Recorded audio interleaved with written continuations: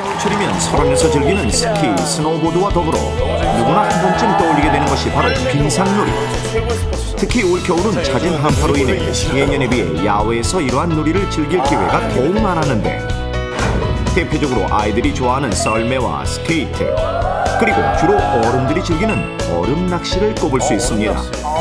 어린 시절 꽁꽁 얼어붙은 강이나 저수지 위에서 썰매나 스케이트를 탔던 경험 누구나 한 번쯤은 있으시죠? 최근 지구온난화로 인해 평년 기온이 올라가고 실내에서 탈 수 있는 스케이트장이나 눈썰매장 등이 많이 생겨나긴 했지만, 여전히 겨울이 되면 야외에서 빙상놀이를 즐기는 이들이 많은데, 최근 얼음 낚시나 썰매를 즐기다 물에 빠지는 사고가 잇따르고 있습니다. 하지만 실내 놀이장과 달리 자연적으로 언 강이나 저수지 등에서 무방비 상태로 놀다가 뜻밖의 목숨까지 잃을 수 있다는 사실 알고 계십니까? 지금부터 이러한 안전지식의 부족으로 안타깝게 목숨을 잃은 실제 사례를 통해 좀 더 자세히 알아보도록 하겠습니다. 올해 초등학교 3학년인 동생 이수와 연년생 오빠인 대홍이 남매. 겨울 방학을 맞아 시골 외가에 왔다가 외할아버지께서 만들어주신 나무 썰매를 가지고 집 앞 저수지로 나왔는데, 우와, 신나죠, 진짜. 완전 넓다. 어때? 좋지? 네. 생전 처음 타는 썰매에 잔뜩 신이 난 남매. 그렇게 시간 가는 줄도 모르고 썰매를 타고 저수지 곳곳을 누비는데, 바로 그때 어디선가 전화가 걸려오고, 여보세요? 엄마? 김서방 왔다고? 알았어. 금방 갈게. 응. 얘들아, 아빠 오셨대. 그만 타고 얼른 집에 가자. 조금만 더 타면 안 돼요? 나도 조금만 더 탈래. 엄마. 그럼 딱 20분만 더 타고 들어오는 거다. 네. 그리고 저수지 한가운데 가면 위험하니까 여기서만 꼭 타야 돼. 네. 대홍이는 동생 잘 챙기고. 네. 썰매 타는 재미에 푹 빠진 이수와 대홍이 남매는 그렇게 엄마가 집으로 돌아간 후에도 마냥 신이 나서 달리는데, 하지만 쌩쌩 달리는 오빠에 비해 힘과 요령이 부족해 좀처럼 속도를 내기 힘든 이수.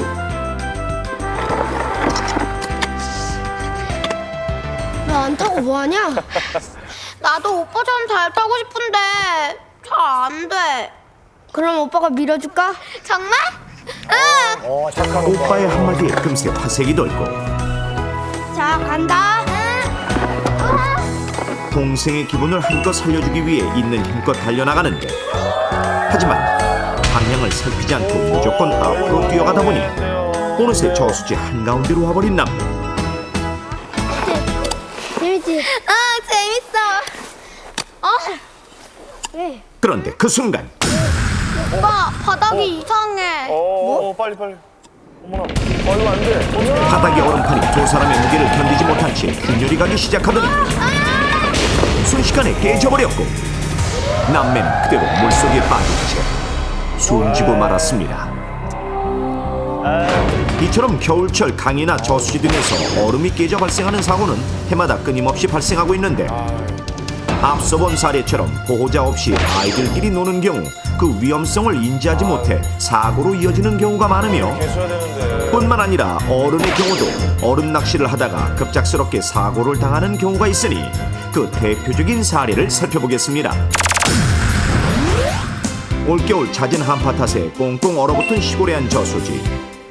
쌀쌀한 날씨에도 불구하고 이른 아침부터 이곳을 찾은 이가 있었으니 바로 얼음 낚시 마니아 강태공 씨.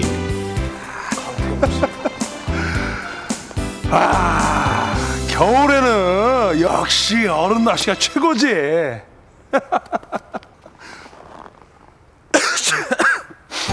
지난 10년간 아무리 추운 겨울이라 할지라도 해마다 빼놓지 않고 얼음 낚시를 즐기다 보니 가히 전문가라 불릴 정도인데, 전문가답게 물고기가 많이 몰려있을 것 같은 지점을 파악해 자리를 잡고 능숙한 솜씨로 바닥에 구멍을 뚫은 후 낚싯대를 들이우고는 의자에 앉아 라디오를 들으며 여유있게 기다리기로 합니다.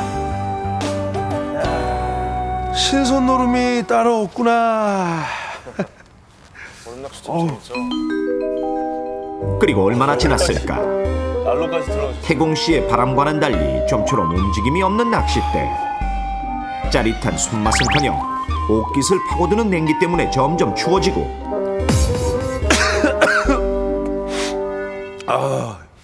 이러다가 내가 먼저 감기 걸렸네. 몇 시간 동안 꼼짝없이 앉아 있었던 탓에 온몸에 감각이 무뎌지는 것 같자 서둘러 버너에 불을 켜고 물을 끓이기 시작하는 태공 씨.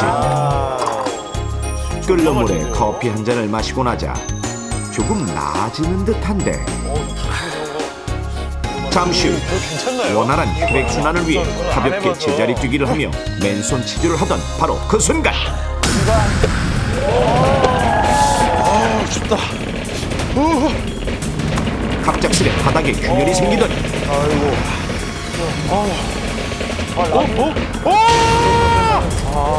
미처 피할 겨를도 없이 얼음판이 깨지면서 순식간에 물속으로 빠지고 말았고 며칠 후 사망한 채 발견되었습니다. 세상에. 10년 동안 얼음 낚시를 즐기며 누구보다 전문가라 자부했던 태공 씨가 이렇듯 갑작스럽게 얼음이 깨지면서 물에 빠져 사망하게 된 것은 그가 간과했던 주변의 어떤 위험 때문인데, 그렇다면 태공 씨가 사망에 이르게 된 결정적인 이유이자 많은 사람들이 얼음 낚시 중 간과하기 쉬운 위험 요인은 과연 무엇일까요? 자, 해빙기에 얼음이 깨지면서 발생하는 익사 사고의 원인 여러 가지 중에 하나가 무엇인지를 맞춰보는 문제가 되겠습니다. 저는 뭐 이 어렸을 때부터 굉장히 많이 수영 교육을 많이 받았어요. 그래서 이 물 안에서의 대처법을 굉장히 잘 알고 있습니다. 하지만 이 얼음, 빙판 안에서의 또 이 대처법과 그냥 물, 여름에서의 이 대처법이 다른데 겨울에 흔히들 하는 실수가 그런 게 있어요. 빠지면 당황을 하잖아요. 그 안에서 가만히 있으면 몸이 뜨는데 허우적거리시는 분들이 있어요. 그리고 넓으니까 이게 얼음이니까 미끄러지니까 손이 안 잡히니까 다른 구멍을 찾으려고 잠수를 해서 다른 구멍을 찾는 분들이 있어요. 근데 온 사방이 얼음이기 때문에 나올 데가 없는 거죠. 그러면 바로 익사거든요. 아주 간단한 정답 제가 또 발빠르게 맞추네요. 정답은 물에 빠졌을 때 너무 허우적거리는 행위. 우리가 여름철에도 그 물에 빠지면 새우 자세라고 있잖아요. 그거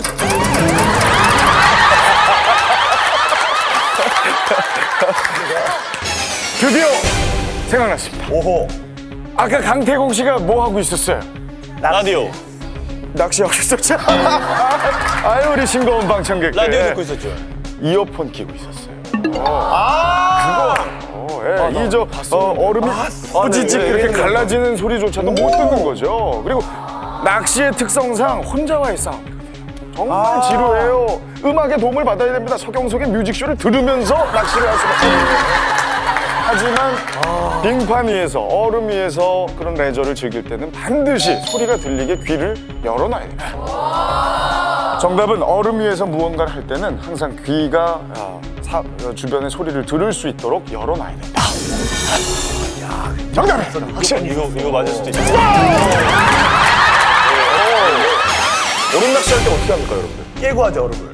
구멍 내잖아요, 구멍. 네. 예. 이 사람이 구멍을 너무 많이 뚫은 거예요. 이 사람이 뚫어서 안 잡히는 거예요. 예? 맞다. 옆에다 또 뚫는 거야, 그냥 구멍을. 구멍이 그냥 한 30개 있는 거야, 옆에 그냥 막. 포인트를 여기에 했다, 뭐 두더지 잡듯이 막 이렇게 한 거예요. 그리고 이러다 보니 거기 그 위에서 자살행위를 한 거죠. 뛴 거잖아요, 또 운동하고 막 이렇게. 예? 맞네. 어떻게 되겠습니까? 붕괴가 되겠죠. 네, 이렇게 또 문제를 맞추나요? 네, 정답은 왜요? 회의요? 황현 씨, 이게 있는 것 같아요. 그러니까 여기저기 뚫는데 멀리 안 뚫고 네. 텐트 주변을 삥 돌아가면서 뚫은 거야. 그건 당신 생각이에요. 껴들려고 그러지 마세요. 얘기하는데 거의 다 왔어요, 정답이. 실물을 좋을 것 같아. 정답은? 왜 웃지? 기분 나쁘게. 기분 나쁜데? 자, 정답은 낚시가 잘 안 돼서 여러 군데 얼음 위에다가 구멍을 뚫었다. 정답.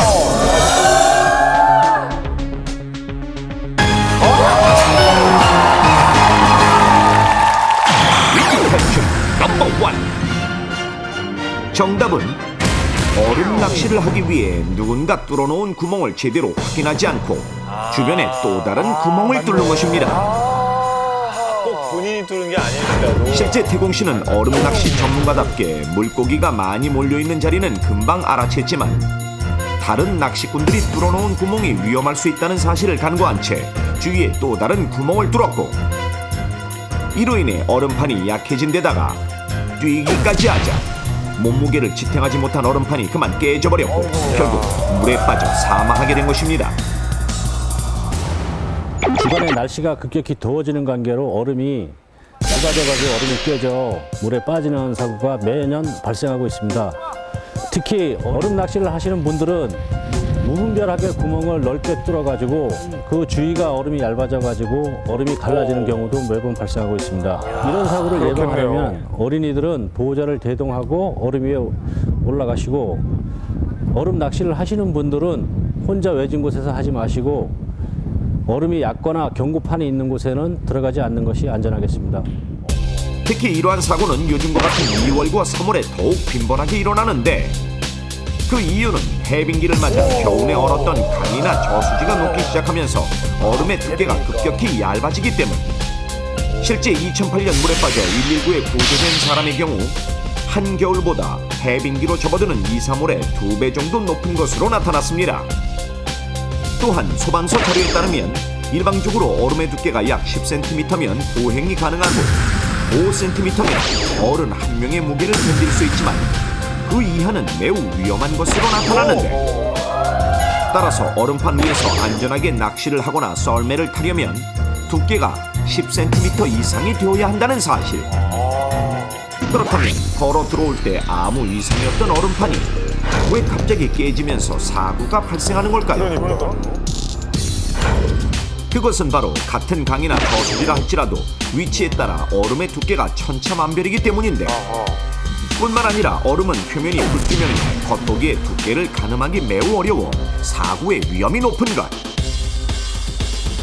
일반적으로 휘어져 흐르는 강의 경우 바깥쪽이 유속이 빨라 얼음이 얇으며 직선으로 흐르는 강이나 물의 흐름이 거의 없는 저수지, 호수, 낚시터 등은 가운데가 수심이 깊어 가장 얇고 금방 녹는데 그렇다면 실제 표면이 얼어붙은 저수지를 찾아가 각 위치에 따라 얼음의 두께가 얼마나 차이 나는지 직접 측정해 보도록 하겠습니다. 그 정도면 안전한 거죠. 이곳은 경기도 남양주시에 위치한 한 저수지. 올겨울 잦은 한파 탓에 한눈에 봐도 표면이 꽁꽁 얼어붙었는데 현재 이곳의 온도는 영하 9도로 매우 추운 날씨입니다. 만약의 상황에 대비해 중앙 119 구조대 구조대원들과 동행한 가운데 제일 먼저 저수지 가장자리 얼음의 일부를 살짝 잘라 안전하게 들어올리는데 한눈에 봐도 꽤나 두꺼운 얼음. 이제 줄자를 이용해 얼음의 두께를 측정해보니 그 두께는 무려 23cm. 안전한 거죠. 이번에는 저수지 가운데 방향으로 약 10여 미터 정도 더 들어간 후 얼음을 잘라 두께를 재보도록 하는데 자, 과연 저수지 가장자리와 비교했을 때 얼마나 차이가 날까요? 아까와 마찬가지로 줄자를 이용해 얼음의 두께를 측정해보니 약 16cm. 가장자리와 비교해 7cm 정도 얇은 것을 확인할 수 있습니다. 10m밖에 안 갔는데도. 마지막으로 안전을 확인한 저수지 가운데와 가장 근접한 곳의 얼음 두께를 측정해 보도록 하는데 이번에는 어떤 결과가 나올까요? 측정 결과 저수지 가운데 얼음 두께는 14cm로 세 장소 가운데 가장 얇은 것으로 나타났습니다. 이렇듯 저수지 가운데로 갈수록 표면의 얼음 두께가 점점 얇아지는 것으로 나타나는데 실제 물의 흐름이 거의 없는 잔잔한 저수지나 호수의 경우 지면과 맞닿은 가장자리는 지면으로 열을 빼앗겨 단단하게 어는 반면 한가운데로 갈수록 수심이 깊어지기 때문에 얼음의 두께가 더욱 얇아지는 것입니다. 실제 2007년 1월 경기도 시흥의 한 호수에서 썰매를 타던 어린이 2명이 얼음이 깨져 물속으로 빠지면서 중태에 빠졌는가 하면 충북 제천에서는 60대 노부부가 낚시를 하던 중 얼음이 깨지면서 남편은 숨지고 아내만 간신히 구조된 사례도 있었습니다. 그렇다면 만약 강이나 저수지 등에서 얼음이 깨지면서 물에 빠졌을 때 어떻게 대처해야 할까요? 잘 보셔야겠습니다. 지금부터 중앙 119 구조대 구조대원의 실제 시범을 통해 자세히 알려드리겠습니다. 첫 번째, 먼저 주위에 아무도 없이 얼음이 깨지면서 물에 빠졌을 경우 우선 당황하지 말고 재빨리 물 위로 떠오르는 것이 중요한데, 두꺼운 겨울옷의 경우 부력을 가지고 있어 가만히 있는 것만으로도 떠오를 수 있으며, 그 다음 팔을 뻗어 몸이 가라앉지 않도록 걸친 상태에서 주머니를 뒤져 열쇠나 다른 쇠붙이를 찾아 얼음판을 찍고 몸을 엎드린 채 반드시 이어서 탈출해야 하는데, 이때 자신이 걸어 들어왔던 방향으로 몸을 돌려 나오도록 합니다. 두 번째, 주변에 도와줄 사람이 있는 경우 살려주세요! 살려주세요! 소리를 지르거나 수신호를 통해 자신의 위험을 알리고, 이때 구조자는 제일 먼저 119에 구조 요청을 한 후 빠진 사람을 구조하는데, 구조를 하기 위해 무작정 물속으로 뛰어드는 행위는 본인까지 위험해지므로 절대 해서는 안 되며, 물에 빠진 사람이 보적되지 않고 안전한 쪽 얼음판에 몸을 의지할 수 있도록 유도하고, 주변에 밧줄이나 장대, 사다리 등 구조하는 사람과 빠진 사람을 연결할 도구를 던져줘 잡고 올라올 수 있도록 해야 합니다. 마지막으로 물에 빠진 사람을 구조했을 경우 재빨리 젖은 옷을 벗긴 후 외투나 담요 등을 덮어주고 따뜻한 음료 등을 마시게 해 저체온증으로 인한 사고를 예방하고 즉시 병원으로 데려가도록 합니다. 그럼 사전에 이러한 익사사고를 막기 위한 방법을 넘버원에서 알려드리겠습니다. 첫 번째, 가급적 얼음 위에서는 낚시나 빙상놀이 등을 하지 않는 것이 최선이며, 특히 해빙기로 접어드는 2월에서 3월 사이에는 절대로 들어가지 않도록 합니다. 두 번째, 해빙기가 아니더라도 빙상놀이나 낚시 금지 경고판이 있는 곳은 매우 위험하므로 들어가지 않도록 하고, 경고가 없는 곳이라 하더라도 아이들의 경우에는 반드시 보호자가 동행하여 감시하고 사고에 대비하도록 합니다. 세 번째, 빙상놀이를 할 때는 구명조끼를 필히 착용하고, 근처에 단단한 밧줄이나 구명 부포를 비치하는 것은 기본. 만약의 사고에 대비해 긴 장대를 마련해 놓는 것도 좋은 방법. 네 번째, 저수지나 강가 주변에 수초나 갈대가 있는 곳 또는 다른 물이 유입되는 부분은 수심이 깊은 곳이라 얼음의 두께가 얇은 곳이므로 피하도록 합니다. 다섯 번째, 얼음의 결정치는 불투명해 겉으로 보기에는 전혀 두께를 가늠할 수 없으니 사전에 얼음의 상태를 알아볼 수 있는 가장 좋은 방법은 바로 소리를 들어보기. 소리. 적당한 무게의 돌을 얼음판 위로 던졌을 때